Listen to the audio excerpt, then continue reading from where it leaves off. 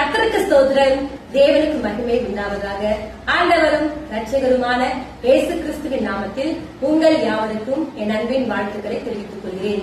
இந்த நாளுக்குரிய வேத வசனம், கர்த்தாவே உமக்கு காத்திருக்கிறேன், என் தேவனாகிய ஆண்டவரே நீர் எனக்கு மறு உத்தரவு கொடுப்பேன். சங்கீதம் 38:15. என் அன்பு தேவஜனமே, தாவீது ராஜா சொல்லும் பொழுது சொல்றாரு, கர்த்தாவே உமக்கு காத்திருக்கிறேன். ஹல்லேலூயா.